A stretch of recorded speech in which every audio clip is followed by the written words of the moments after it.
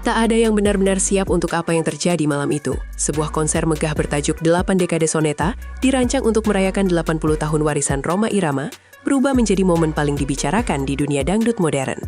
Di tengah panggung yang seharusnya penuh nostalgia, muncul sosok muda, April DA7. Tidak semua tepuk tangan terdengar tulus. Sebagian penonton kagum, sebagian lainnya bingung. Siapa sebenarnya April dan mengapa ia diberikan ruang sebesar itu dalam perayaan sebesar ini? Yang membuatnya makin menarik, tak hanya publik yang terbagi. Dua tokoh besar, Harsiwi Ahmad dan Kang Deddy Mulyadi, ikut buka suara. Namun bukan sekedar komentar biasa, tanggapan mereka menjadi headline, dan bukan karena alasan yang Anda kira. Yang membuat semua ini menjadi sorotan nasional bukan hanya siapa yang tampil, tapi mengapa dia tampil, dan bagaimana reaksi para penjaga tradisi dangdut terhadap kejutan yang disuguhkan. Tapi cerita ini bukan soal konser biasa, ini tentang benturan dua dunia, yang lama dan yang baru, dan April, tanpa ia sadari, telah menjadi simbol perubahan itu. Namun, di balik tepuk tangan dan sorotan kamera, ada ketegangan yang nyaris tak terlihat. April tidak datang dari industri hiburan papan atas. Ia datang dari Cirebon, kota kecil yang jarang dilirik media nasional. Tapi suaranya, pembawaannya, dan keberaniannya membawanya hingga panggung Dangdut Akademi 7. Dari ratusan peserta, dia mencuri perhatian. Namun, seperti banyak bintang muda lainnya, April bukan tanpa kritik. Suaranya merdu, namun gayanya dianggap terlalu modern. Cara berpakaiannya tak selalu sesuai dengan standar konservatif. Bahkan ketika dia masuk ke posisi atas, komentar di media sosial kerap membelah opini publik. Berbakat, tapi belum pantas. Namun, Rhoma Irama melihat sesuatu yang lain. Di tengah puluhan artis senior, ia memilih April untuk tampil di panggung Soneta. Bukan sebagai figuran, tapi sebagai simbol generasi baru. Sebuah keputusan yang langsung menimbulkan pertanyaan, kenapa April? Apakah ini bagian dari strategi? Atau ada sesuatu yang lebih personal di balik keputusan itu? Yang jelas, April sendiri mengaku tidak menyangka. Saya hanya ingin membawakan lagu dengan hati, katanya dalam satu wawancara. Tapi ketika sebuah generasi baru masuk ke rumah warisan musik terbesar di Indonesia, tentu tak semua orang siap. Dan reaksinya sungguh mengejutkan. Konser 8 Dekade Soneta bukan sekedar acara musik. Ini adalah perayaan warisan. Rhoma Irama, sang raja dangdut, telah membentuk budaya dan moral bangsa melalui lagunya. Selama puluhan tahun, panggung Soneta adalah tempat suci bagi penggemar musik dangdut klasik. Malam itu, stadion dipenuhi nostalgia. Nama-nama besar tampil satu persatu membawakan hits legendaris. Setiap nada membangkitkan kenangan. Tapi kemudian semua berubah ketika April melangkah ke panggung.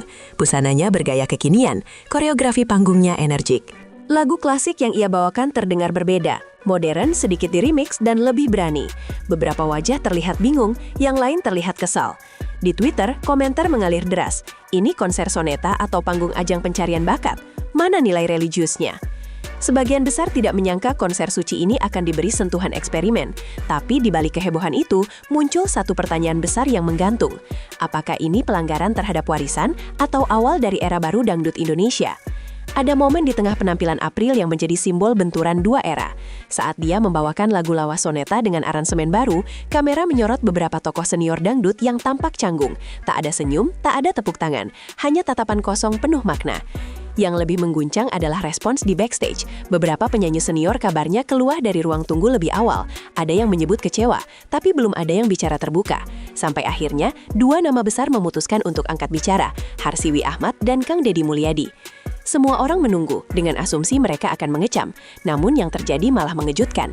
April, yang awalnya hanya merasa gugup karena penampilannya berbeda, tak menyangka dirinya menjadi pusat perbincangan nasional. Sebuah konser berubah menjadi medan perdebatan budaya. Dan saat dua tokoh berbicara, semuanya berbalik. Sebagai istri Rhoma Irama, sekaligus mantan petinggi stasiun televisi besar, Harsiwi Ahmad dikenal sangat menjaga nilai moral dan estetika dalam dangdut. Maka, ketika ia naik ke panggung setelah penampilan April, seluruh ruangan menahan napas. Semua menunggu teguran. Tapi, yang keluar dari mulutnya justru pujian. Ia muda, segar, dan punya semangat yang tulus, katanya tenang. Dangdut akan bertahan kalau bisa mengikuti zaman tanpa kehilangan akar. Ucapan itu seperti tamparan halus bagi para kritikus. Ada jeda hening, seolah satu kalimat dari seorang ibu berpengaruh cukup untuk membalikan persepsi. Namun, tak sedikit yang menyebut bahwa ini adalah bagian dari strategi. Kenapa mendadak berubah haluan? Tanya netizen. Apakah karena April diproyeksikan menjadi wajah baru dangdut nasional? Yang pasti, ucapan Harsiwi membuat suasana konser berubah. Tapi, sosok berikutnya yang bicara membawa energi yang sangat berbeda. Kang Deddy Mulyadi bukan sosok sembarangan. Mantan Bupati Purwakarta ini dikenal lantang, berani, dan penuh filosofi Sunda. Banyak yang memprediksi ia akan mengkritik keras penampilan April, mengingat ia kerap menekankan pentingnya budaya asli dan kesopanan. Namun, saat ia akhirnya bicara, suasana berubah. Kalau kita ingin budaya kita bertahan, maka harus diberikan ruang bagi generasi baru untuk mencintainya dengan caranya sendiri, ucapnya tenang. Ia menyebut penampilan April sebagai jembatan, bukan penghancur tradisi.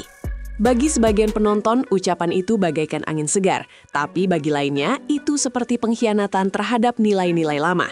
Komentar netizen pun meledak. Ada yang memuji Kang Deddy karena bijak dan berpikiran terbuka. Tapi ada pula yang menyindir bahwa dia terlalu kompromistis. Di balik semua itu, ada pertanyaan menggantung. Apakah ini murni opini pribadi atau bagian dari narasi yang disusun rapi untuk menyiapkan era baru dangdut? Satu hal yang pasti, dengan dua tokoh besar menyatakan dukungan, medan konflik kini pindah ke ruang publik yang lebih luas. Apa yang dimulai sebagai konser perayaan berubah menjadi perang opini lintas platform. Twitter, TikTok, Instagram, bahkan Facebook dipenuhi komentar yang memanas. April itu masa depan dangdut, tulis salah satu netizen. Ini bukan dangdut, ini sudah alay, balas yang lain. Video penampilan April diunggah ulang ratusan kali. Sudut pandang diedit sesuai narasi masing-masing. Ada yang meng-highlight bagian emosionalnya, ada pula yang sengaja menampilkan sisi kontroversial. Beberapa influencer ikut bersuara. Sebagian menyebut penampilan April sebagai bentuk keberanian, namun lainnya mengkritik Rhoma Irama karena melonggarkan standar panggung soneta.